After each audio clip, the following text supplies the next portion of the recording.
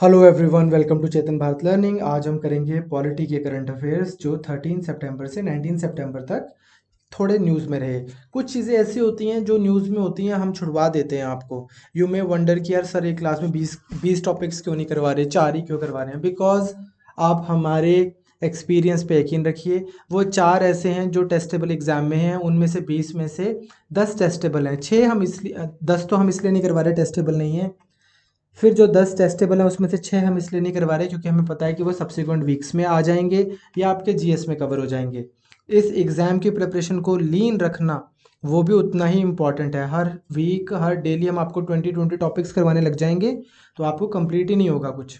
तो चलिए let's start with today's topic. सबसे पहला जो आपने हिंदू में खबर पढ़ी होगी कि बहुत सारे लोग यूएपीए में अरेस्ट हो गए हैं और कंट्री में अब तो लिबर्टी नहीं रही, फ्रीडम नहीं रही एंड देन ऑल दैट।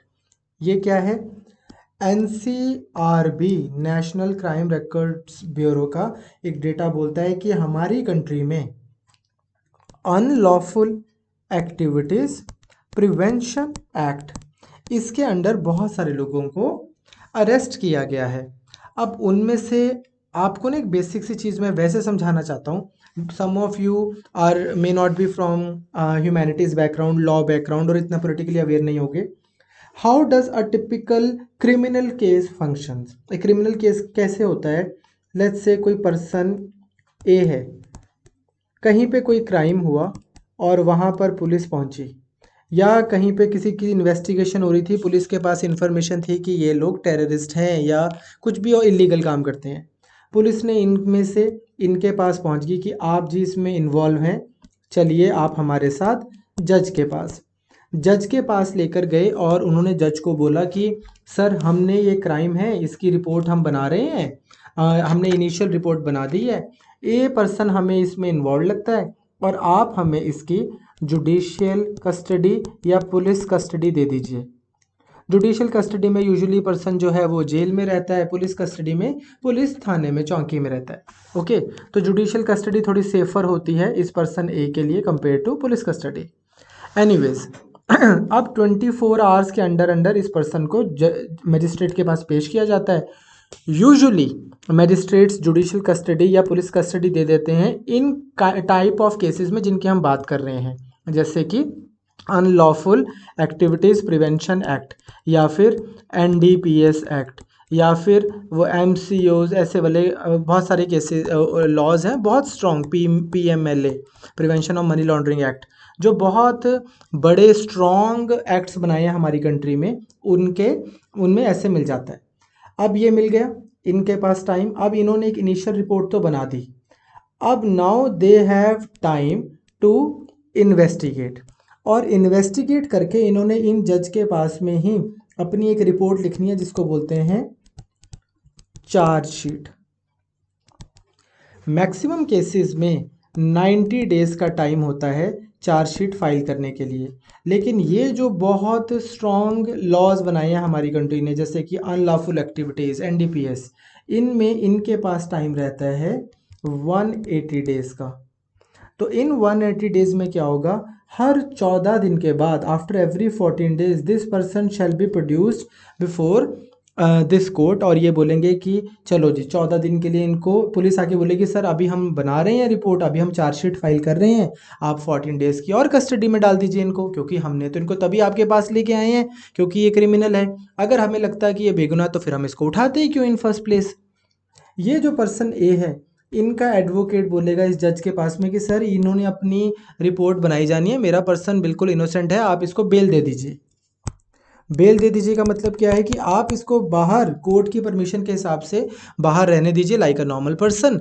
जब चार्जशीट फाइल हो जाएगी उसके बाद में जब केस चलेगा, ट्रायल चलता रहेगा पीरियड, फिर उसके बाद में केस चलेगा। अब इन्होंने आरोप डाल दिए हैं, मोटा मोटा बता रहा हूँ आपको। अब इसके बाद केस चलेगा, it can go on for 7 years, 8 years, 9 years, what ever. Alright, now इस पर्सन एक एडवोकेट विल से कि सर केस चलेगा, अगर इसकी कभी, मेरा पर्सन तो इनोसेंट है, इसलिए अगर कन्विक्शन होगी तो फिर इसको जेल में डालें। आप इनोसेंट लोगों को शक के बिना पे जेल में थोड़ी डाल देंगे, हमारे पास तो लिबर्टी फंडामेंटल राइट है, आर्टिकल 21। अब होता क्या है, सबसे पहले तो आप एक चीज़ देखिए कि इन केसेस में यूजुअली जो लॉ है यूएपीए, एनडीपीएस, एमसीओसीए, पीएमएलए, इन लॉज की लैंग्वेज ऐसी है कि जिसमें जब तक चार्जशीट फाइल नहीं होती तब तक वैसे ही जज को बेल देना बहुत मुश्किल होता है, क्योंकि लॉ के हिसाब से चलेंगे ना जज साहब। कभी मैं आपसे डिटेल में डिस्कस करूंगा कि लैंग्वेज कैसी होती है इनकी, how why is it so difficult for a जज to grant bail. But anyways, usually it is very difficult for a judge to grant bail if a person is charged under these kind of very strongly written laws. अब तो आप देखोगे चाहे किसी person ए ने गुनाह किया चाहे नहीं किया, पुलिस ने 180 दिन ले लिए प्रॉपर उसके अगेंस्ट चार्जशीट फाइल करके कोर्ट में देने के लिए, तो 180 डेज तक तो वो बंदा जेल में ही रह गया, 6 मंथ्स, तो 6 महीने की तो आपने उसको सज़ा दे ही दी। उसके बाद में भी एक एवरेज जो पर्सन है, जो बहुत एक्सपेंसिव लॉयर अफोर्ड नहीं कर सकता, जो इसके फैमिली में अवेयरनेस नहीं है, तो उनको उसके बाद में भी बेल मिलनी मुश्किल हो जाती है। ये केस चलता रहता है, चलता रहता है, चलता रहता है। फिर अभी वो गिल्टी नहीं हुआ, मान लो 7 साल के बाद में पता लगे कि ये पर्सन इनोसेंट था, तो फिर आपने उसको 7 साल की सज़ा तो दे ही दी। अब वापस आके आप उसको ये तो बोल दोगे कि यार हमारी कोर्ट जज साहब एक बार बोल देंगे कि यार ये पर्सन को हम फ्री करते हैं, बिल्कुल ये इसके खिलाफ सबूत नहीं है, ये बेगुनाह है। अब वो बंदा उस सर्टिफिकेट को लेके कहाँ जाए, उसके 7 साल नहीं वापस मिलेंगे और उसकी लाइफ भी ख़राब हो चुकी होती है, बहुत सारी प्रॉब्लम्स हैं। तो इस तरह से ये वाले जो लॉज हैं, इन लॉज को बहुत सारे हमारे सिविल सोसाइटी के लोग बोलते हैं कि ये ड्रैकोनियन लॉज हैं। मतलब एक इंडिविजुअल की फ्रीडम, एक इंडिविजुअल के अगेंस्ट बने हुए लॉज हैं जो सरकार को, स्टेट का मतलब अब यहाँ पे क्या हो गया इस पर्टिकुलर केस में, police, CBI, NCB, DRI, ED, enforcement directorate, इन सब जो इन्वेस्टिगेटिंग एजेंसीज हैं, इनको एक इंडिविजुअल के अगेंस्ट इतनी पावर दे देती है कि all they have to do is एक केस बनाना है, जज के पास ले जाना है और चल बेटा अंदर। तो सरकार को ओवरली स्ट्रॉन्ग कर देते हैं ये वाले लॉज, इनको ड्रैकोनियन लॉज बोलते हैं कि एक इंडिविजुअल की फ्रीडम को किल कर देते हैं। But at the same time ये जो बनाए गए हैं, ये बनाए तो इसलिए गए हैं ना, having faith in are police, CBI, NCB and all that, कि ऐसे केसेस नहीं बनाएंगे और अच्छे से इन्वेस्टिगेट करेंगे। और आप ये भी नहीं चाहते हो कि हमारी कंट्री में टेररिस्ट के अगेंस्ट कोई लॉज ही ना हो, आप ये भी नहीं चाहते हो कि हमारी कंट्री में मनी लॉन्ड्रिंग के अगेंस्ट कोई लॉ ही ना हो, स्ट्रॉन्ग लॉ तो होना चाहिए। तो इस तरह का एक बहुत फाइन बैलेंस बनाना, जहाँ पे आपके पास में लॉज तो हैं अच्छे और वो लॉज अच्छे से इम्प्लीमेंट भी हो रहे हैं और आपकी कंट्री में क्राइम भी कर्टेल हो रहा है, but at the same time innocent लोग इस स्ट्रॉन्ग लॉ के चक्कर में अंदर जेलों में अपनी ज़िंदगियां, जवानियां नहीं बिता रहे। इस चीज़ का एक फ़ाइन बैलेंस बनाना बहुत ज़रूरी है। वो फाइन बैलेंस बनता है 4-5 चीज़ों से। पहले तो लॉ की लैंग्वेज बहुत क्लियर होनी चाहिए।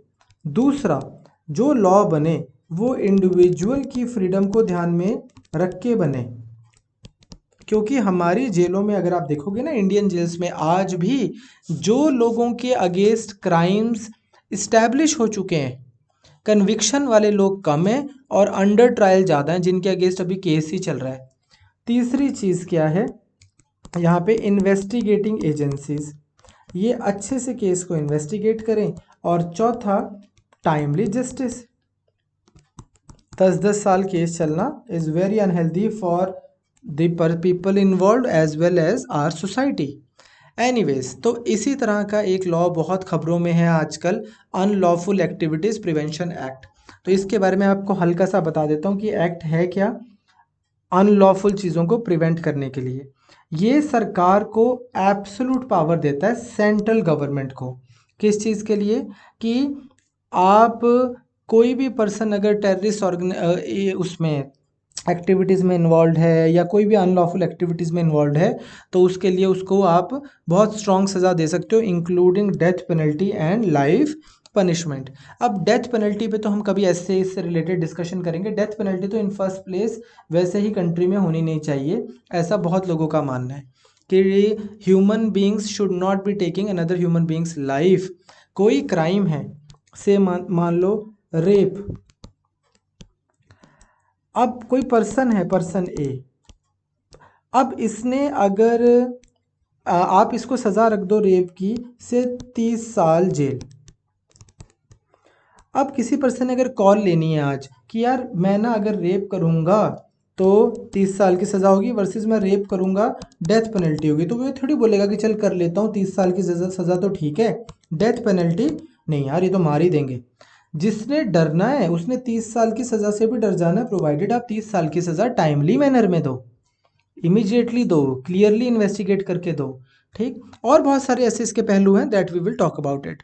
सो एनीवेज, डेथ पेनल्टी या लाइफ इम्प्रिजनमेंट जो है वो भी इसमें UAPA में दी जाती है। अब इसमें इंक्लूडेड कौन है, आप इंडियंस के अगेंस्ट भी इसको लगा सकते हैं, फॉरेन नेशनल्स के अगेंस्ट भी लगा सकते हैं। अगर किसी ने इंडिया के अगेंस्ट कोई क्राइम कमिट किया है, वो इंडियन सॉइल पे भी हो सकता है क्राइम, फॉरेन में भी हो सकता है। मैंने बताया आपको इन्वेस्टिंग एजेंसी को 180 दिन मिलते हैं अरेस्ट के बाद, जो कि बहुत ज़्यादा है। 6 महीने की आपने टाइम दे दिया इन्वेस्टिगेटिंग एजेंसीज को, वो भी थक जाते हैं इन्वेस्टिगेट करते करते, लेकिन इतनी देर वो पर्सन बेचारा पीछे जेल में रहता है। बेचारा मैं इसलिए बोल रहा हूँ अज्यूमिंग कि वो गिल्टी नहीं है, या हो सकता है ना भी हो। नॉर्मली पता है क्या हो जाता है, मैं आपको एग्जाम्पल बताता हूँ।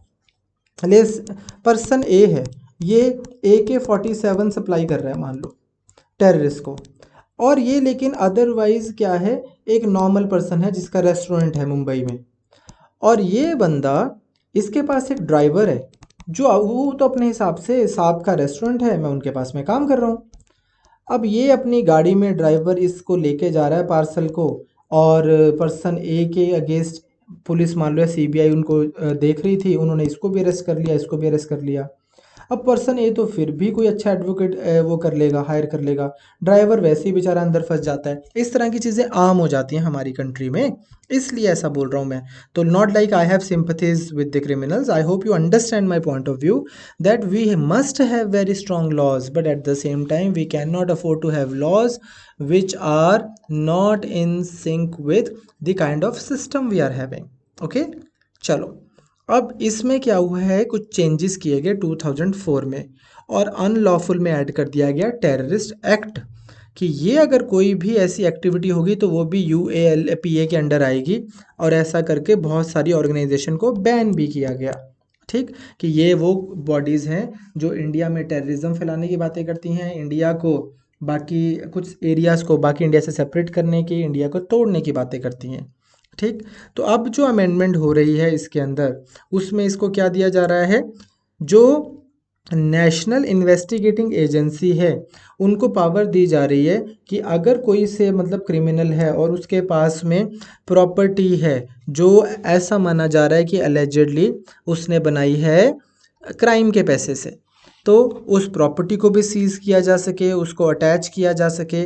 और इस तरह से अगर आप जाओगे ना CBI की वेबसाइट पे या बहुत सारी NCB की वेबसाइट पे, तो आपको बहुत सारी ऐसी प्रॉपर्टीज़ दिख भी जाएंगी जो बाकी और सारे बहुत सारे लॉज के अंडर इन्होंने उसको अटैच किया हुआ है, सीज़ किया हुआ है कि अब ये सरकारी कंट्रोल में है, ये पर्सन ने ये प्रॉपर्टी बनाई थी मनी लॉन्ड्रिंग करके। इस तरह की चीज़ें आपको नॉर्मली मिल जाएंगी, तो वो यहाँ पे भी अमेंडमेंट डाल रहे हैं। दूसरा एक चीज़ क्या कर रहे हैं कि अब इस चीज़ की जो इन्वेस्टिगेशन है कोई भी अनलॉफुल एक्टिविटी की, तो इन्वेस्टिगेटिंग ऑफिसर कौन है, इंस्पेक्टर लेवल का पर्सन और अबव, और टेररिज्म के केस में DSP और ACP लेवल का पर्सन और above shall be the investigating officer. तो ये कुछ अमेंडमेंट्स हैं। आपको ये जो निटी-ग्रिटीज़ हैं ये सब नहीं आपको जानने की ज़रूरत, जो मैंने आपको अदरवाइज़ मैक्रो पिक्चर दी है कि ये एग्जिस्ट क्यों करता है और प्रॉब्लम क्या है, वो आपको पता होनी चाहिए। चलें आगे। इसका क्रिटिसिज्म क्या है, जो मैंने बोल दिया कि it can be misused and abused, could be used against political opponents and civil society. जो भी सरकार के खिलाफ बात करेगा उसको टेररिस्ट ब्रांड करो, 6 महीने के लिए तो पहले अंदर डालो, इतनी देर उसकी फिर आप वो करो, चार्जशीट बनवाओ, फिर जेल में पड़ा है, देखते हैं क्या करना है इसका। ठीक, उसके बाद आपने अब इन्वेस्टिगेटिंग एजेंसीज को और पावर दे दी, इंस्पेक्टर लेवल के ऑफिसर्स को, DCP लेवल के ऑफिसर्स को, तो ये तो कोई और ज़्यादा प्रॉब्लमेटिक हो गया। और last but not the least, जो लॉ एंड ऑर्डर है वो स्टेट सब्जेक्ट है, मतलब उसके ऊपर राज्य सरकारें लॉ बना सकती हैं, लेकिन इसके under unlawful activities prevention act के अंडर इन्होंने क्या किया कि पुलिस से रिलेटेड अगर आप देखोगे लॉ है, और बना किसने दिया? सेंट्रल गवर्नमेंट ने। तो वो ये भी है कि अगर यार ऐसे वाले एक्ट्स चाहिए तो स्टेट गवर्नमेंट्स अपनी जिस स्टेट को लगता है वो स्टेट गवर्नमेंट बना दे। Why is central government making laws for all the states like this? No doubt central government के पास पावर है, क्योंकि यहाँ पे टेररिज्म इन्वॉल्व है। तो चाहे पब्लिक ऑर्डर स्टेट के अंडर आता है, पर नेशनल सिक्योरिटी सेंटर के अंदर आती है। तो ये बोलते हैं कि हम पुलिस के ऊपर तो लॉ बना ही नहीं रहे, हम तो नेशनल सिक्योरिटी के लिए लॉ बना रहे हैं। Coincidentally police happens to be a part of it. तो उस हिसाब से देखा जाए तो everything is legal, but not everything is legal is recommended as well. कई बार ऐसा होता है कि कोई चीज़ होती तो लीगल है पर ठीक नहीं होती सिस्टम के लिए।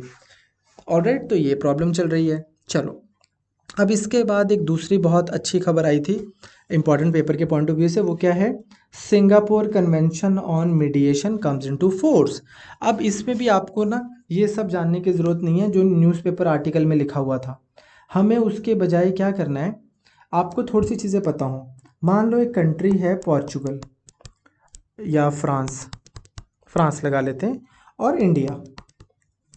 फ्रांस की एक कंपनी है जिसका नाम है से सेंट गोबेन। ये क्या बनाती है? शीशे बनाती है ना। वो ऐश्वर्या राय जाके ऐश्वर्या राय की फोटो में जाके टकराती है और एकदम लगता है अरे शीशा इतना क्लियर, वो वाली। तो मान लीजिए ये एक कोई कंपनी है जो शीशे बनाती है। इंडिया में इन्होंने सप्लाई देनी थी यहाँ के किसी बहुत बड़ी कंपनी के साथ में, रिलायंस के साथ इनका कॉन्ट्रैक्ट हो गया। लेकिन वाइल यहाँ से इस कंपनी 1 का कंपनी 2 के साथ में कोई डिस्प्यूट हो जाए, अब ये डिस्प्यूट कहाँ सॉल्व होगा?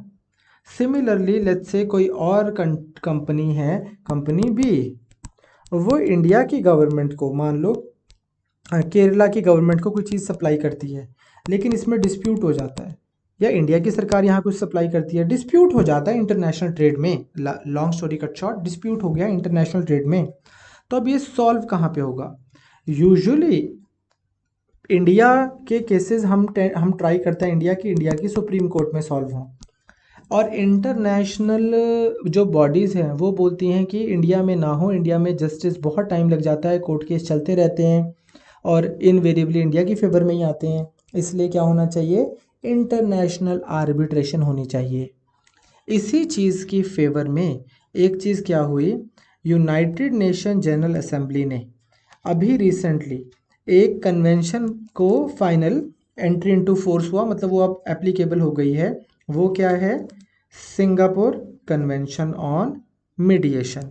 इंडिया भी इसका सिग्नेटरी है। तो एक बार 2-3 चीज़ें समझ लो। पहले तो आप ये देखो कि यूनाइटेड नेशन के अंडर एक बॉडी आती है, United nation commission on international trade law. ये मैंने क्लिपिंग वहीं से ली है, यूएन की बॉडी से। तो आप ये इसकी थोड़ी सी डेफिनेशन याद रखना, अगर आपको एग्जाम में आ जाता है GS2 में, व्हाट इज़ UNCITRAL, ठीक? तो आप बोलोगे कि it is the core legal body of United nation system in the field of international trade law. पूरी दुनिया के 193 प्लस नेशंस आपस में किस तरह से ट्रेड करें ताकि जो ट्रेड है वो म्यूचुअली बेनिफिशियल हो, डिस्प्यूट फ्री हो, एक international predictable harmonious economic system create किया जा सके, इसके लिए ये बॉडी मॉडल लॉज फ्रेम करती है, स्टैंडर्ड लॉज। और फिर सब कंट्रीज़ को बोलती है, क्योंकि हर कंट्री के लॉ तो अपने हिसाब से चलेंगे। अगर यूनाइटेड नेशन कोई लॉ बना दे तो इंडिया के ऊपर इम्प्लीमेंट करना कोई बाइंडिंग थोड़ी है। लेकिन है क्या, ये मॉडल लॉ बना देती है और सब कंट्रीज़ को परसुएट करते हैं कि आप इसके हिसाब से अगर लॉज बनाओगे तो सब कंट्रीज़ को एक दूसरे पे कॉन्फिडेंस होगा कि जी हाँ, ये कंट्री अपनी मर्जी से कुछ नहीं करने वाली, ये यूनाइटेड नेशन के मॉडल लॉज को फॉलो करती है। उससे क्या होता है, ये जो है कमर्शियल लॉज रिफॉर्म्स ला रही है 50 साल से। इनका आइडिया क्या है? मॉडर्नाइज और हार्मोनाइज करना इंटरनेशनल बिजनेसेस को।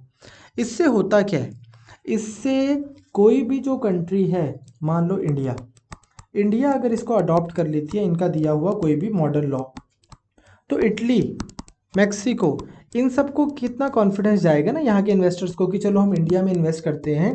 अगर कोई डिस्प्यूट होगा तो ये इंटरनेशनल लॉज को फॉलो करने वाली कंट्री है इंडिया। ऑलराइट, तो इसमें क्या है कि दिसंबर में, मतलब ये आपको क्रोनोलॉजी समझने की ज़रूरत नहीं है, ये तो मैंने वैसे ही आपको वहाँ से क्लिपिंग्स दे दी। आपको समझने की ज़रूरत है कि ये बॉडी जो है इसने एक UNCI इंटरनेशनल सेटलमेंट एग्रीमेंट किया है, जिसके अंदर इन्होंने बोला है कि इसको ये एक तरह की कन्वेंशन बनाई है कि इसके अकॉर्डिंगली इंटरनेशनल डिस्प्यूट सॉल्व किया करो। और पहली बार यूनाइटेड नेशन की किसी कन्वेंशन का नाम किसी कंट्री के ऊपर रखा गया है, वो है सिंगापुर कन्वेंशन ऑन मीडिएशन। तो इसका ऑफिस भी सिंगापुर में ओपन किया है और काफ़ी ज़्यादा एक अच्छी चीज़ मानी जा रही है इंडिया के पॉइंट ऑफ व्यू से भी, कि अगर इंडिया ने इसको रेटिफाई किया है, साइन किया है, तो इससे माना जा रहा है कि इंडिया में इन्वेस्टर्स का कॉन्फिडेंस बढ़ेगा।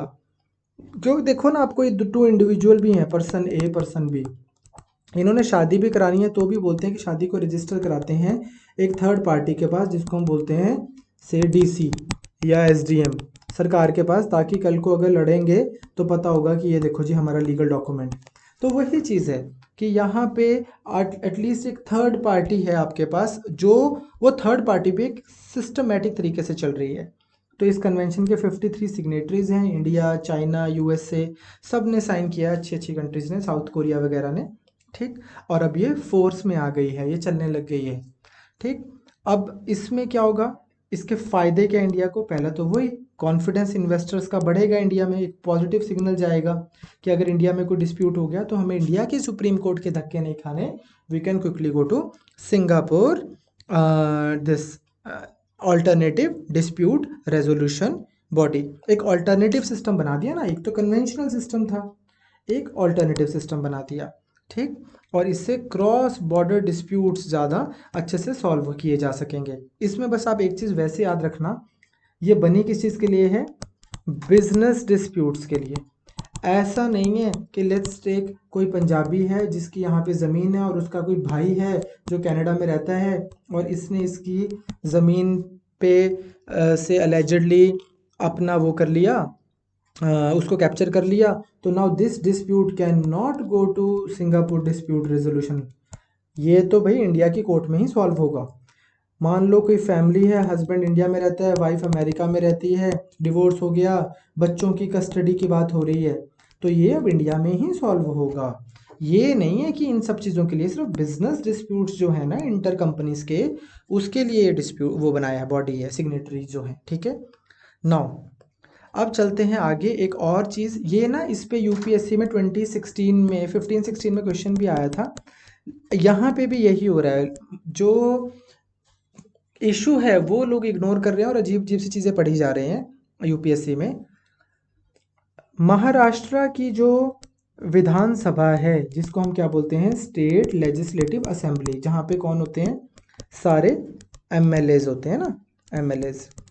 दिस बॉडी, इसने क्या किया, कंगना रनौत और अर्नब गोस्वामी के against breach of privilege motion move किया, ठीक। अब लोग पता नहीं क्या क्या डिस्कस कर रहे हैं, हमें ना, मैं आपको ये सब छोड़ दो क्या डिस्कशन हो रही है, जो मैं आपको बता रहा हूँ ना वो ज़रा सुनो।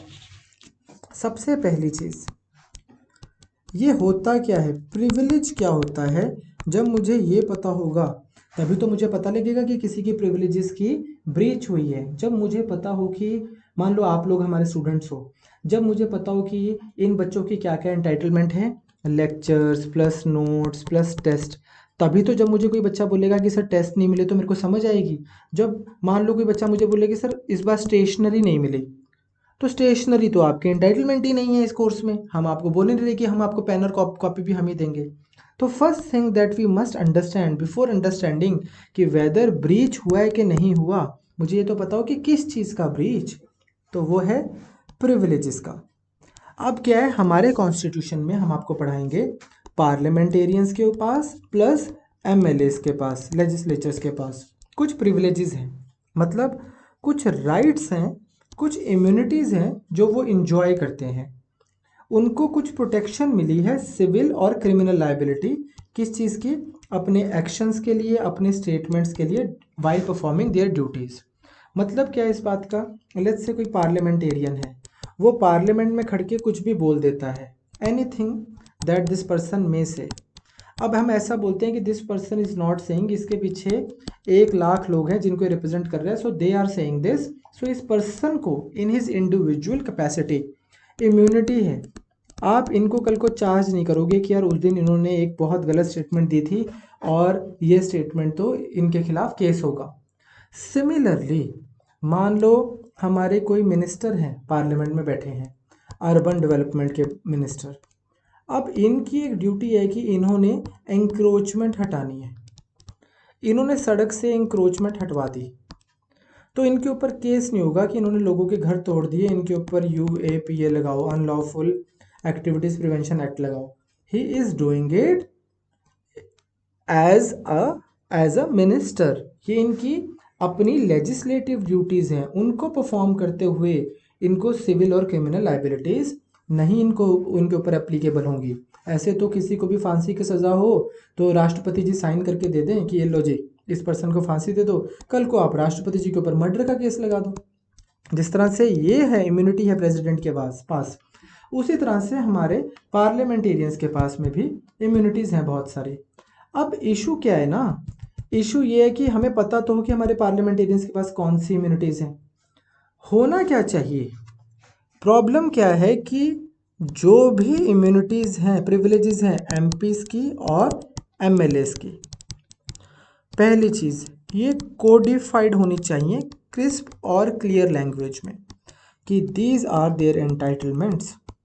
दूसरी, ये मिनिमम होनी चाहिए, वैसी वाली ही होनी चाहिए which are necessary to perform their duty.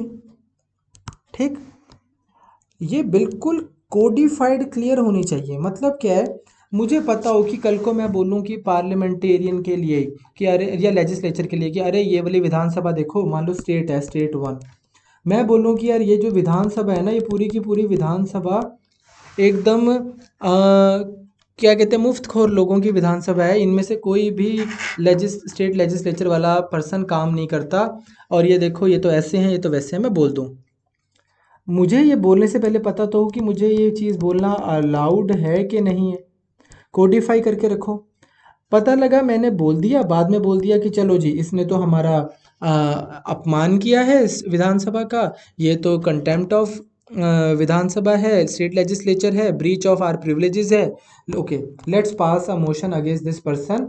इसको बुलाओ विधानसभा में और इस पर्सन से हम एक्सप्लेनेशन भी मांगेंगे और अपॉलॉजी भी मांगेंगे और रिटर्न अपॉलॉजी भी मांगेंगे। तो इस तरह से सबसे पहले अपने को पता हो प्रिविलेज क्या होती है, special entitlements, rights and immunities. इनके साथ में प्रिविलेजेस के साथ में प्रॉब्लम क्या है कि ये कोडिफाइड नहीं है, और ये मेन तो कोडिफिकेशन की ही प्रॉब्लम है। ये तो मेरा पर्सनल व्यू है कि थोड़ी कम होनी चाहिए। नाउ अब ये है कहाँ पे, बात कहाँ पे होती है, हमारे पार्लियामेंट में ही लिखा हुआ है कि मेंबर्स और जो भी पार्लियामेंट की कमिटीज़ बनेगी उनके पास में प्रिविलेजेस रहेंगी, सिमिलरली इम्यूनिटीज़ रहेंगी, सिमिलरली MLAs के पास में भी रहेंगी। अब बात आती है कि ये तो मुझे पता लग गया कि प्रिविलेज होती है इनके पास में, ब्रीच ऑफ प्रिविलेज हो गई, इनकी प्रिविलेज का उल्लंघन हो गया, ये कैसे पता लगेगा? There are no clear notified rules to decide what constitutes a breach of privilege and the punishment it attracts। कुछ क्लियर नहीं है।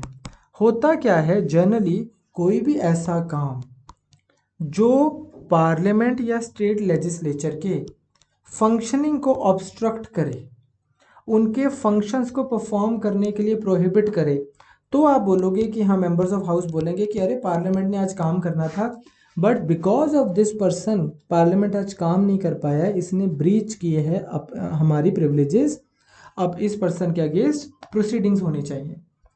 अब हुआ क्या है कि अगर आप कोई स्पीच भी देते हो ऐसी, या कोई ऐसा लीगल डॉक्यूमेंट पब्लिश कर देते हो जिससे आप हाउस की प्रोसीडिंग्स या कैरेक्टर के ऊपर या उसकी कमिटीज़ के ऊपर इंसल्ट करते हो, तो भी बोलते हैं कि पार्लियामेंट्री ये ब्रीच हो गई, आपने उनकी स्पेशल स्टेटस को हर्ट कर दिया, ऑफेंड कर दिया, कुछ भी ऐसा लगा लो।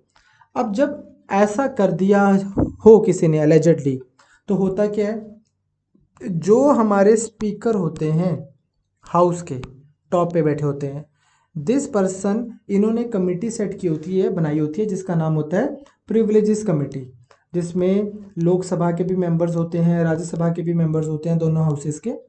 वो कमेटी इन्वेस्टिगेट करती है कि ये सच में इस पर्सन के अगेंस्ट जो केस है ये बनता है कि नहीं बनता, इसने प्रिविलेजेस को ब्रीच किया है कि नहीं किया। इन्वेस्टिगेट करने के बाद फिर वो प्रॉपर उसके ऊपर प्रोसीडिंग्स करती है, फिर उसको पर्सन को बुलाते हैं कि जी आप आइए इधर। अब अगर कमिटी को इसको लगे कि ऑफेंडर गिल्टी है तो वो क्या कर सकते हैं, वो उसको पनिश कर सकते हैं। पनिशमेंट कैसी होती है, पनिशमेंट ये भी हो सकती है कि आप उसको बोलो कि आप पब्लिकली अपोलोजाइज करो, ये भी हो सकती है कि आप उनको बोलो कि आप रिटर्न में अपोलोजाइज करो, आप उनको वार्निंग भी देके छोड़ सकते हो और आप उनको जेल में भी डाल सकते हो। This is a big thing. करेंगे नहीं पार्लियामेंटेरियंस, कभी किसी को उठा के जेल में नहीं डालेंगे because they know it will have it's repercussions. But in theory I am telling you कि ऐसा किया जा सकता है, contempt of the house, contempt of parliament, contempt of Lok Sabha. Now this thing, अब इसके लिए बहुत ज़रूरी है कि वेदर मैंने कोई क्राइम किया है नहीं किया, ये मुझे पता लगने के लिए ये तो पता हो कि प्रिविलेजेस हैं क्या तुम्हारी, तभी मुझे पता लगेगा कि मैंने तुम्हारी प्रिविलेजेस को ऑफेंड तो नहीं किया। तो that is one issue that has been going on. बाकी किसका घर टूटा, किसका घर जुड़ा, उद्धव ठाकरे ने क्या किया, कंधा ने क्या बोला, we don't have to get into that. हमें यूपीएससी के लिए, आईएएस के एग्ज़ाम के लिए ये चीज़ें पढ़नी है। नाउ नेक्स्ट एक इम्पॉर्टेंट खबर थी, हिंदू में आई थी अभी, ये प्रिस्चिला भी अच्छी वो न्यूज़ कवरेज होती है इनकी। अभी 11th को बोलते कि पीएम केयर्स फंड को मिली है FCRA exemption without meeting pre condition of CAG audit. अब मैनी ऑफ आर स्टूडेंट्स, उन्होंने अभी प्रिपरेशन शुरू की है, तो मैं आपको बता दूं हमारी कंट्री में एक ऑफिस है CAG। ये कौन है, controller and auditor general of India. हमारी कंट्री के इसको आप लगा लो कि ये हमारी कंट्री के, बिल्कुल मैं न्यू कमर्स को बता रहा हूँ, अल्ट्रा सुपर अकाउंटेंट।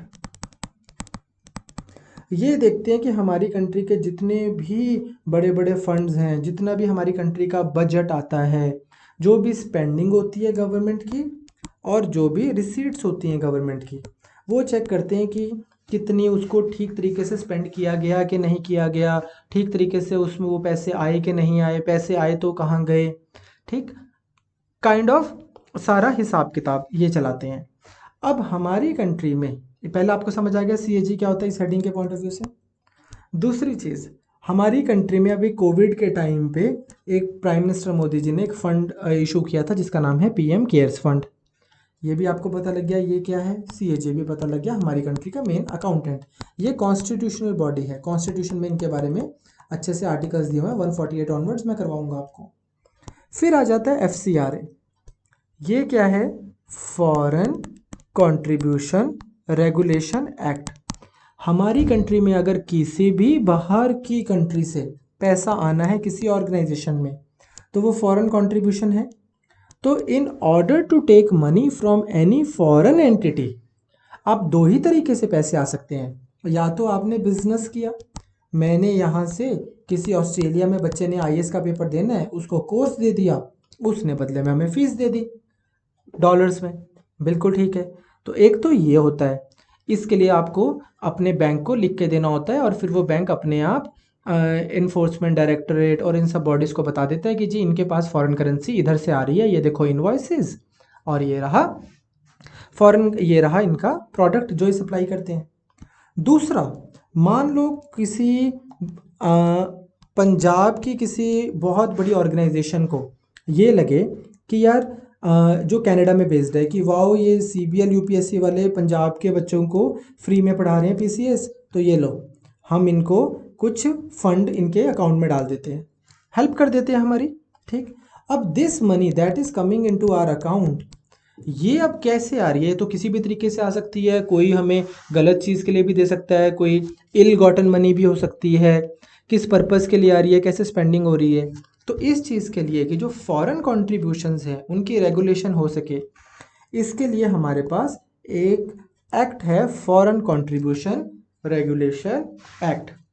हाउएवर, अब ये अलेज किया जाता है कि जो क्राइटेरिया ये एक्ट सेट करता है कि कौन सी कंपनी या सेक्टर या ऑर्गेनाइजेशन कौन सी एंटिटीज फॉरेन कंट्रीब्यूशन एक्सेप्ट कर सकती हैं, उसमें PM cares fund, according to this act PM cares fund जो है वो क्राइटेरिया मीट नहीं करता, बट डिस्पाइट दैट आपने पीएम केयर्स फंड को एफसीआरए एग्जेम्पशन दे दी। किसी भी चीज़ को आप एफसीआरए एग्जेम्पशन देते हो सीएजी के ऑडिट के बाद, पर यहाँ पे सरकार ने बोलते एलिजिडली, ऐसा बोल रहे हैं, अभी चेक करेंगे इसको अच्छे से, एलिजिडली क्या दे ही दी है, ठीक, पर एलिज ही किया जा रहा है यहाँ पे भी कि पीएम केयर फंड जो है वो प्री कंडीशन मीट नहीं करता कि फॉरेन से उसके पास पैसे आ जाएं, पर इन्होंने दे दी है उसको एग्जेम्पशन की। इट्स ओके, कोई भी गुजराती भाई, कोई भी पंजाबी भाई, कोई भी इंडियन, कोई भी फॉरेनर अगर पीएम केयर्स फंड में बाहर से पैसा डालना चाहता है तो वो डाल सकता है, उसको एफसीआरए के थ्रू प्रोसेस से नहीं जाना पड़ेगा। ठीक, क्लियर। अब होता क्या है, अदरवाइज प्रोसेस क्या है, प्रोसेस ये है कि किसी भी बॉडी को अगर एग्जेम्पशन देनी है तो पहले उस बॉडी का सीएजी ऑडिट करवाया जाए। मान लो हमारा है नेशनल डिज़ास्टर रिलीफ फंड, अगर इसको एग्जेम्पशन देनी है कि एफसीआरए एक्ट इसके ऊपर अप्लाई ना हो और फॉरेन से बस सीधा इसमें पैसे आ जाए, तो पहले इसका सीएजी ऑडिट करवाया जाए। लेकिन पीएम केयर्स का तो सीएजी ऑडिट अभी हुआ ही नहीं, तो उसको आपने कैसे ये वो दे दी, ये कैसे एग्जेम्पशन दे दी। दूसरा क्या है कि अभी इससे पहले ही 2-3 चीज़ें इससे रिलेटेड ऐसी हुई हैं कि ऐसा बोल रहे हैं कि पॉलिटिकल पार्टी ने इशू किया है ये फंड, तो मतलब काफ़ी कंट्रोवर्सीज है पीएम केयर्स फंड को लेके। तो रीज़न क्या है, लोग क्यों बोल रहे हैं कि पीएम केयर्स फंड को एग्जेम्पशन नहीं मिलनी चाहिए। पहला, ये तो बस प्राइम मिनिस्टर जी ने अनाउंस कर दिया, ना तो कोई सेंट्रल या स्टेट एक्ट पास किया पार्लियामेंट में। ये करते तो फिर हम मानते कि हाँ भारत सरकार के पास पैसे आ रहे हैं, अब तो ये बहुत क्लोज सा कोई अकाउंट है उसमें पैसे आ रहे हैं। दूसरा, it is not a public authority under RTI. Recently किसी ने पूछा था सरकार से कि यार हमें आरटीआई राइट टू इन्फॉर्मेशन के अंडर पीएम केयर्स फंड की वो चाहिए डिटेल्स, तो गवर्नमेंट ने मना कर दिया कि ये आरटीआई के अंडर आता नहीं है, पब्लिक अथॉरिटी नहीं है।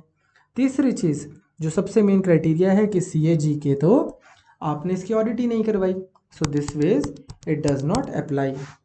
एफसीआरए क्या है ये मैंने आपको बता दिया, ये एक हमारी कंट्री का एक्ट है जो रेगुलेट करता है acceptance and use of foreign contributions. Now foreign contributions could be gifts, could be monetary contribution from any source either in Indian or in foreign currency as well। Nepal से अगर कोई contribution करके Indian rupees भेज रहा है वो भी इसके अंडर आ सकते हैं। Usually cultural, economic, educational, religious और सोशल प्रोग्राम्स जो होते हैं इनको फॉरेन डोनेशंस अलाउड होती हैं, कल्चरल, इकोनॉमिक, एजुकेशनल, रिलीजियस और सोशल प्रोग्राम्स को, बट इस तरह के फंड्स के लिए ऐसा अलाउड नहीं होता। ओके, चलें आगे। Last but not the list, ये जो है पीएम केयर्स फंड, बस आपको इतना पता हो एफसीआरए क्या है और पीएम केयर्स फंड क्या है, इसके आगे हम देखते रहेंगे आराम से।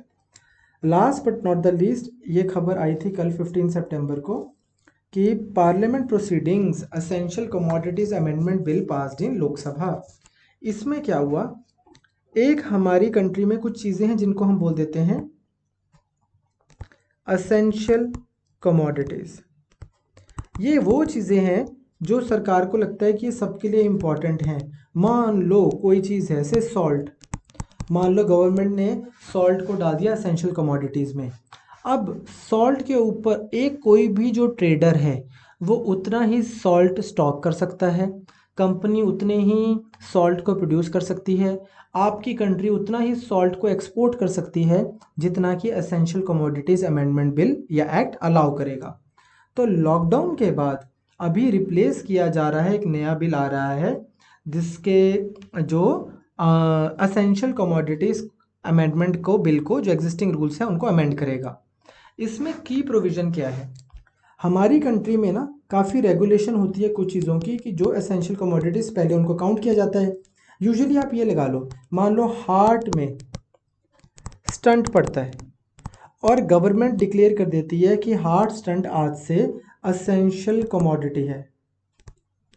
इसका मतलब अब आप हार्ट स्टंट के मैक्सिमम उतने ही पैसे ले सकते हो जितने सरकार बोल रही है। आप उतना ही एक्सपोर्ट कर सकते हो इसको जितना कि सरकार बोल रही है। ये नहीं है कि इंडिया से सारे हार्ट स्टेंट आपने ईरान एक्सपोर्ट कर दिए, इंडिया के लोगों को बहुत महंगे खरीदने पड़ रहे हैं।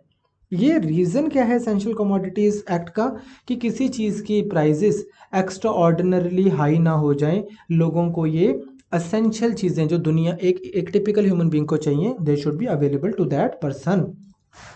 अब जो हमारा बिल आ रहा है वो क्या करता है, वो डीरेगुलेट करना चाहता है, गवर्नमेंट का कंट्रोल कम करना चाहता है कि यार जिसने जितना प्रोड्यूस करना है, जितना स्टोर करना है, जिस चीज़ की जितनी मूवमेंट करनी है, फूड स्टफ जो आपने बेचना है, पल्सेस, एडिबल ऑयल्स, अनियन, इन सब चीज़ों को हम डीरेगुलेट कर रहे हैं। जितना मर्जी स्टोर करो, जितना मर्जी प्रोड्यूस करो, जितना मर्जी एक्सपोर्ट करो, बाय एंड लार्ज ऐसा सा कुछ ये फ्रीडम दे रहे हैं लोगों को ट्रेडिंग करने की।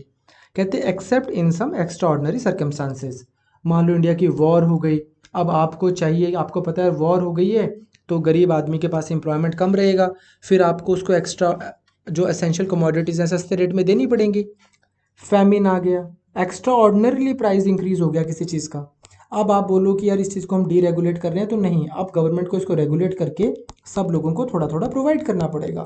अगर वॉर है, एक्स्ट्रा ऑर्डिनरी प्राइस राइज हो गया, नेचुरल कैलामिटी हो गई, फैमिन आ गया, वॉर आ गई, इन सिचुएशंस के अलावा otherwise government is intending to deregulate. Private sector को, आम एक टिपिकल इंडिविजुअल को फ्रीडम दे रही है ट्रेड करने की। स्टॉक लिमिट जो है वो भी आप बोल रहे हैं कि कोई एक पर्सन ए, मान लो मैं ट्रेडर हूँ दिल्ली की आज़ादपुर मंडी में, मैं ट्रेडर हूँ और मेरे पास, मैं ट्रेड करता हूँ अनियन का। अब मैं अपने पास अनियन का कितना स्टॉक रख सकता हूँ? अगर अनियन एसेंशियल कमोडिटी है तो जितना मेरे को अलाउ किया जाएगा उतना ही मैं रख सकता हूँ। बट अभी क्या होता है यूजुअली, अब इन्होंने बोला है कि स्टॉक लिमिट जो है वो डिपेंड करेगा कि किसी चीज़ का रेट कितना बढ़ रहा है। अगर 100% रेट बढ़ रहा है तो ही हम स्टॉक लिमिट लगाएंगे। अगर 50% रेट बढ़ रहा है, अगर हॉर्टिकल्चर चीज़ों में 100% रेट बढ़ रहा है हम तो लगाएंगे, और 50% बढ़ रहा है नॉन पेरिशेबल ये वाला। आप बोलोगे ये क्या है, सुनो भाई, सिंपल सी चीज़, ये आपको आराम से समझाता हूँ। अभी क्या होता है, मान लो again coming back to this thing, मेरे पास में 100 अनियन है, मैंने स्टॉक करके रख ली क्योंकि आजकल सीज़न है, मुझे सस्ते में मिल गए राइट नाउ। अब जब तो सीज़न था मैंने इसमें से 20 बेच दिए। जब लीन सीज़न आया, जब मार्केट में अनियन नहीं थे, मैंने थोड़े थोड़े थोड़े थोड़े थोड़े करके बेचने शुरू कर दिए। इससे क्या होता है, ऑल्दो इससे दो चीज़ें हो सकती हैं। नेगेटिव क्या हो सकता है कि मैंने अपने पास स्टॉक रख लिया था 100 अनियंस का, तो अनियंस की शॉर्टेज हो गई और आपने बोला यार एसेंशियल कमोडिटीज़ एक्ट लेके आओ और उसके अंदर लोगों को मना करो कि यू कैन नॉट स्टोर। लेकिन इससे क्या हो गया, एक चीज़ अच्छी भी होती थी, जब लोग स्टोरेज कर पाते थे तो वो लीन पीरियड में धीरे धीरे उस चीज़ को बाहर निकाल भी पाते थे, बिकॉज उन्होंने स्टोरेज की थी। अब कोई भी पर्सन स्टोरेज उस समय तो करेगा नहीं जिस समय चीज़ें महंगी हैं, वो तभी करेगा जब चीज़ें सस्ती हैं। अब चीज़ें सस्ती कब होंगी, जब वो मार्केट में बहुत ज़्यादा अवेलेबल होंगी। तो person people use to do this thing कि मार्केट में बहुत ज़्यादा चीज़ अवेलेबल है, अपने पास स्टोर कर ली और जब लीन पीरियड आया तो उसको रिलीज़ कर दिया।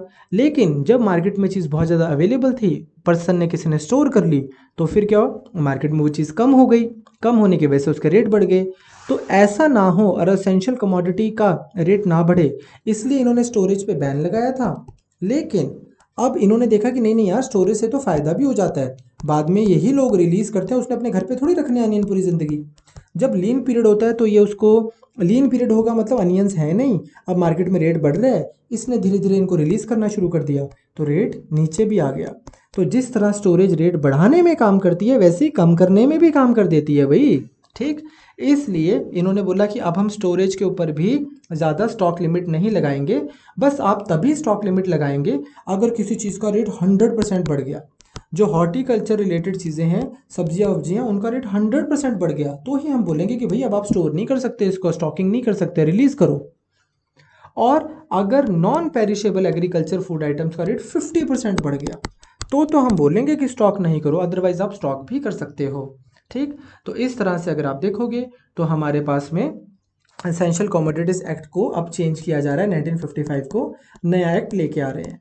सेंट्रल गवर्नमेंट के पास में पावर रहती है असेंशियल कमोडिटीज़ डेजिग्नेट करने की। कल को सेंट्रल गवर्नमेंट बोलती है कि से मान लो पोटैटो असेंशियल कमोडिटी है, तो पोटैटो के ऊपर वो सारे लॉज अप्लाई होंगे जो इस असेंशियल कमोडिटीज़ में, सारे रूल्स अप्लाई होंगे जो इस एक्ट में लिखे होंगे एंड सो ऑन। ठीक, सेंट्रल गवर्नमेंट क्या कर सकती है? रेगुलेट कर सकती है, प्रोहिबिट कर सकती है production, supply, distribution, trade, commerce of all such essential commodities. So this is it from my side. I'll see you on Wednesday with the IR class. Benefit इसके आप एक बार पढ़ लेना छोटे से। ऑब्वियसली अगर आप इसको देखो कि अगर आप प्राइवेटाइज कर दोगे तो फिर मतलब अगर आप डीरेगुलेट कर दोगे तो प्राइवेट सेक्टर बढ़ेगा, फ्रीडम बढ़ेगी, ज़्यादा लोग इसमें काम कर पाएंगे एग्रीकल्चर में। अभी तो गवर्नमेंट कंट्रोल बहुत ज़्यादा है और हमारी सप्लाई चेन भी मॉडर्नाइज होगी प्राइवेट सेक्टर के आने से। Alright, so thank you so much, I will see you next week.